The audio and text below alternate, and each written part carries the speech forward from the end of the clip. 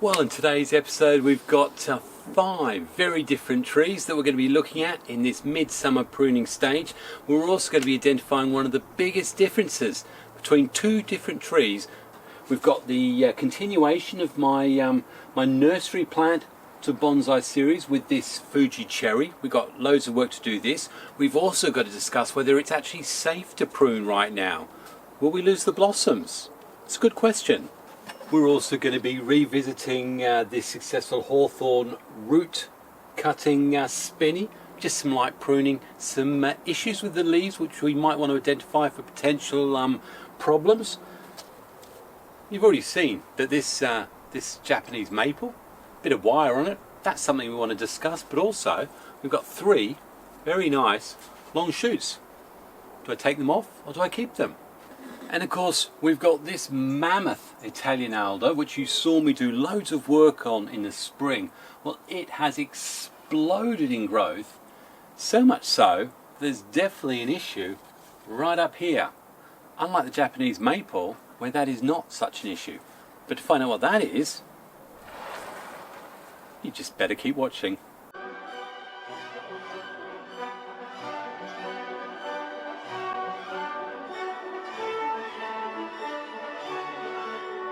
Hi, it's Xavier and welcome to my bonsai retreat, and as I said, middle of summer, and today it's going to be another hot one, so I thought that we'd crack on and pick 5 very different trees, all exhibiting different problems, but have all been featured before in the last 4 years of my bonsai retreat.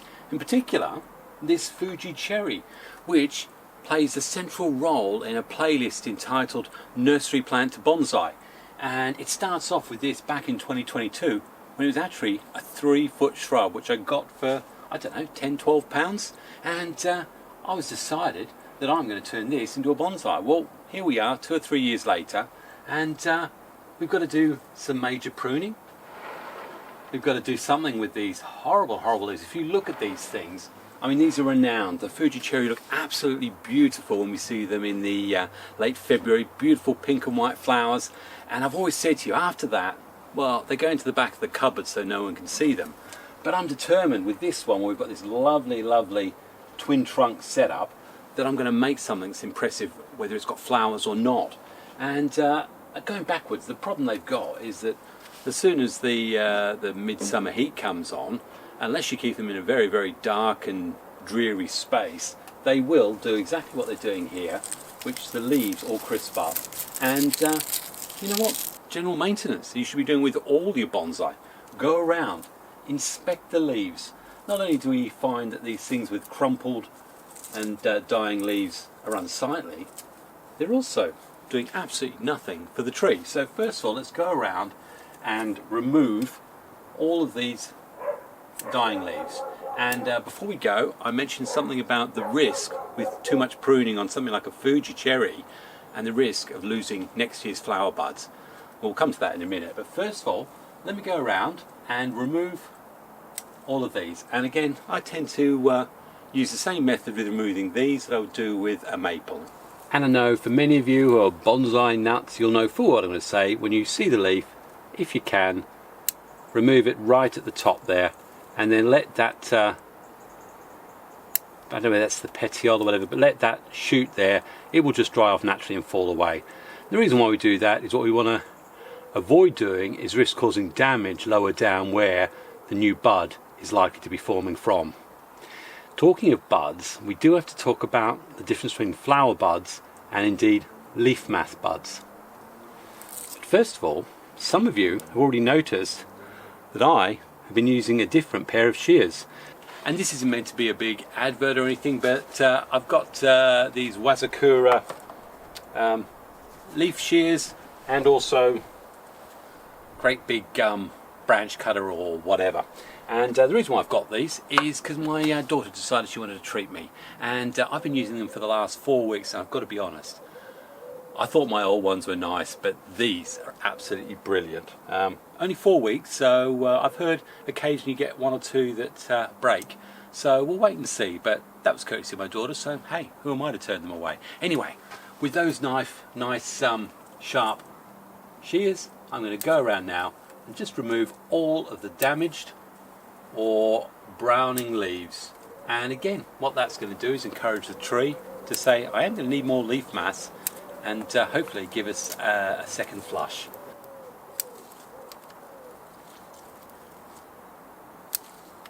Where you've got some half leaves, you can either just cut the burnt tip off. Not as attractive looking, I know, but it's certainly a way to remove that. You can also do leaf cutting where you've got the ends of the tips.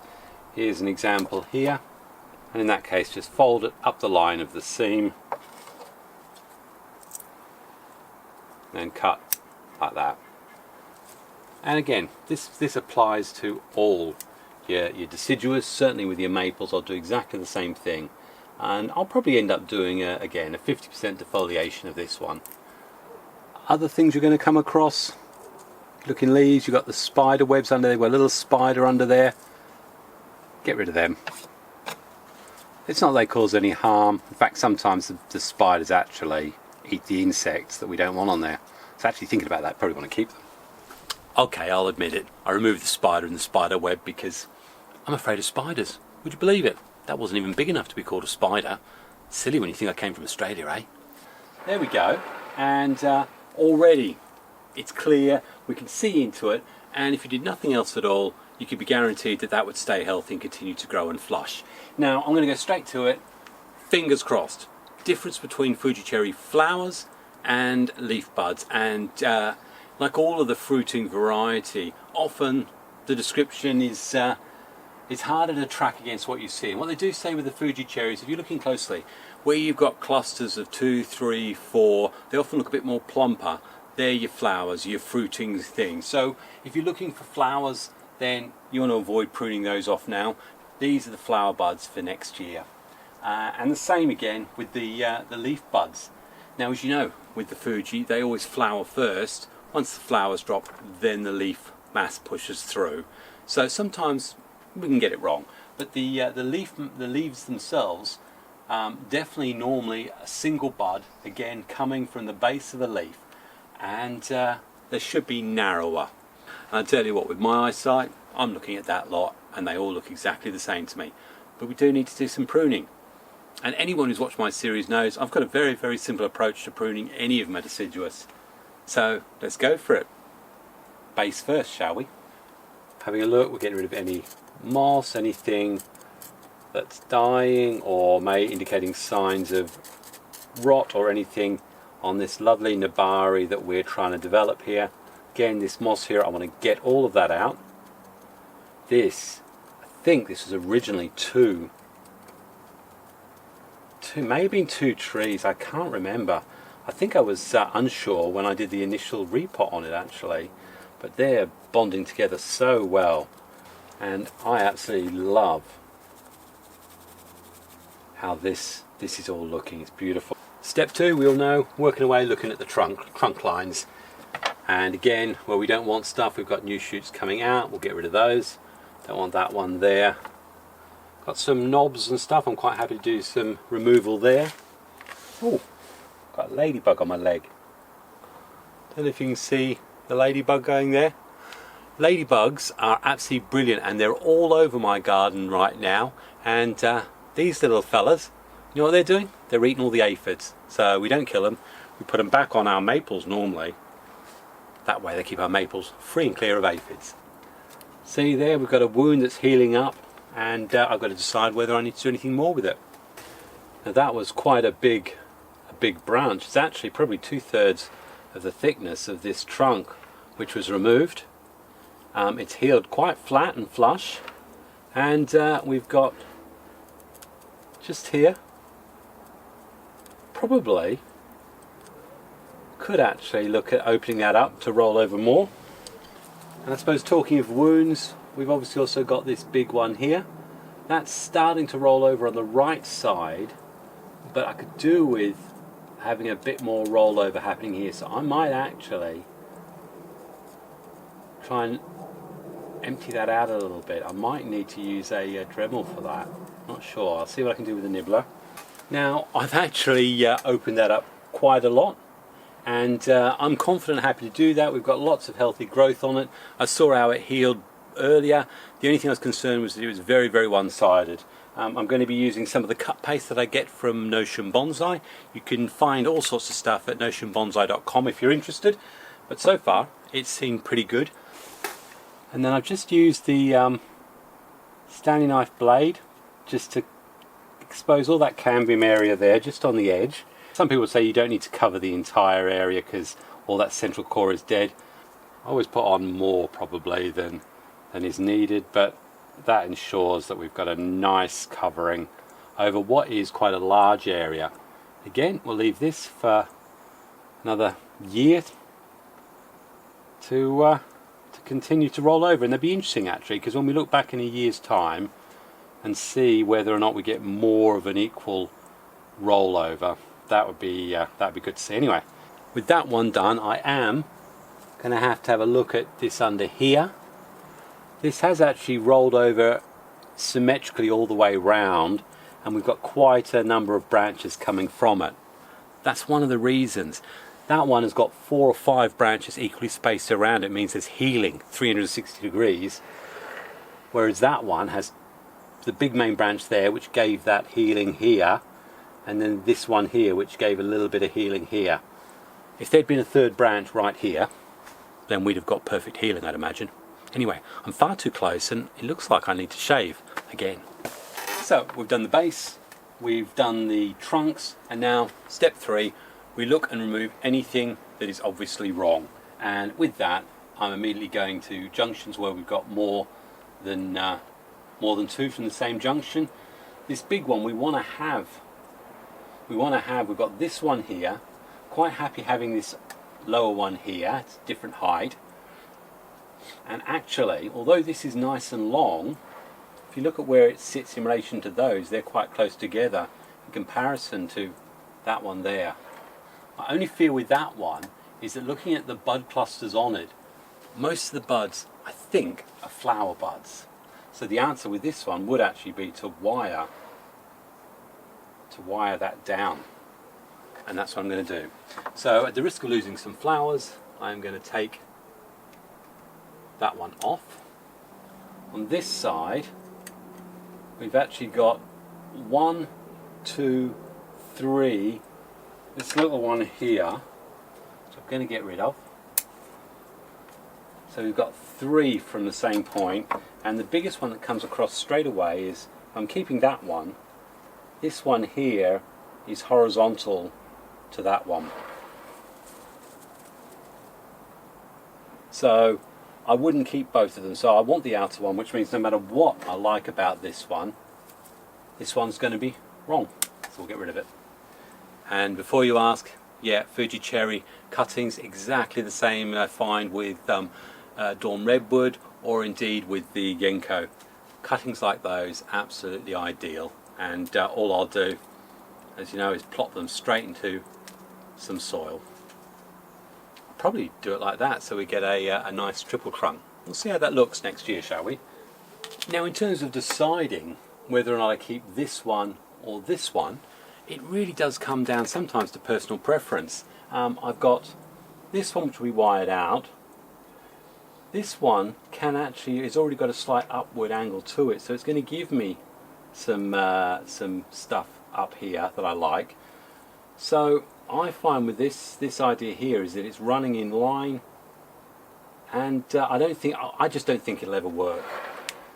I mean, if we clear it away, I think the shoulder from there is much more natural than that one there. So I think the answer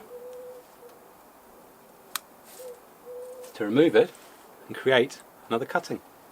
So I'm just going to continue to go around and make sure we've got junctions that have always got main 1, main 1. Now this top now has basically got 1, 2, 3, 4. I'm happy to leave this branch alone, so now I'm going to look here. Look, there's people there sending messages already disagreeing with my choices by the sound of it. I haven't decided. I may keep. I quite find this interesting. It's got this interesting sort of structure there. I may put some wire create some back branches here. You've guessed this already, this is going to get some wire on it in a minute. Right, we definitely need that branch coming out from there, and this is where you'll argue, well, hey, hang on a minute, didn't you say you shouldn't have two from the same point? In this instance, there's two good reasons. This is a big, thick, healthy branch. It's doing major healing on this. Do I think it's going to give us any big adverse tape or any issues like that? No, I really don't. It's going to actually help us heal this, and we need this branch here. So we need that to balance this side, and really, I've got a few here. We've got 1, 2, 3, 4 from the same point, but I'm just going to go around and apply what I think is the right decision. But again, once you've cleared away a lot of the leaf clutter, a lot of the leaf mass, and the obvious stuff that's wrong, it's a lot easier to make these sort of decisions. Now I've gone around and removed all the stuff that I don't like. I've reduced a little bit down here, and now I've got to look at what I actually need. First of all, I do need to have a couple of branches on these that have tips that are not cut off. So I'm happy to let this continue to grow out unfettered. But where I know, unfettered, that's another good word from the English language, unfettered. We like that. Is that like fettered cheese? I don't think so. Anyway, but that's for stuff that I know is going upwards. Where I know that we're going to have side branches, we look at this one. At the moment it's coming across. What I ideally want is to have buds lower down coming out. I don't want this crossing here. So what I will do is probably just reduce that back for now. And I also want to observe whether or not any of these ones actually flush out and give us a second flush of growth. So I'm going to leave this longer than I probably would normally. What I will do is when I come to my late winter pruning, that's when I really go back sometimes, or indeed in the autumn. I want to keep this growing and flushing out because I want energy there. That main one I do, I probably don't want, oh I don't know, do I want that one? I've got one here. 1, 2, 3. It's quite awkward. Probably the best thing to do would be to get rid of that one actually. I'm not going to, I'm going to get rid of that one. There we go. So that allows us then to clarify that as to two pretty equal diameter branches. Okay, so I'm going to shorten stuff like that where I know, like this one here.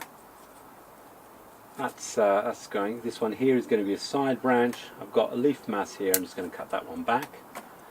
This one higher up, I'm going to cut that one back. Quite have to let that grow, so this one here, cut that one back. I want these to grow, I want these to thicken out. Same with that, I'm quite happy for that to grow out and thicken out. This, because this is going to be healing this side, I'm going to let that continue to grow. Same with that one. This one probably needs to be cut back. So we'll cut that one back. Which means this one probably needs to go. Okay, probably suggest that one will need to go at some point, but I could end up losing that one as well. So I need to wire those. And again, I know it's probably difficult. Some of you are saying, why are you cutting it back? Basically, anything that I absolutely 100% sure is not going to be growth going upwards, I'll cut back. It's going to be a side branch. Anything that's going to go up, or as a main primary branch, I'm happy to let grow out. And again, reasoning, thickening in these, healing. So there we go. I've actually done the wound clearing up on this junction up here. As you can see, looking up at much more clear lines, I've wired out the branches that I want some movement on. And you know, the reality is, in a couple of years' time, I'll probably be cutting these right back. I just want that initial movement, because if you notice with Fuji Cherry, they're very angular in the way they grow. It's quite a zigzag style, so if you can induce a bit of movement in them with some wire, well, I quite like doing that.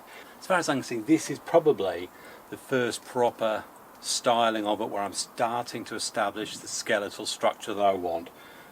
These are never going to get any thicker. I now need to bring these primary branches and really push them on, double the size. Only way that can happen, if we let those tips continue to grow. And obviously the only other thing I'm going to do now, hit the fertilizer with it. Nice Super Thrive mix. And again, like all of the deciduous, when you take off loads of leaves, keep it somewhere shady, and particularly Fuji cherry, which love to crinkle up. Which brings me to one fearful thing. I'm going to do exactly the same thing with this Fuji cherry stump here. Lots of growth on it, lots of brown leaves, and it could be very, very daunting when you first look at it. Just follow the principles that I've been going on and on about over the last 5 weeks. You don't need to see this. Let's crack on to that maple, shall we? Because it brings on the interesting topic of why wires aren't equal to all trees.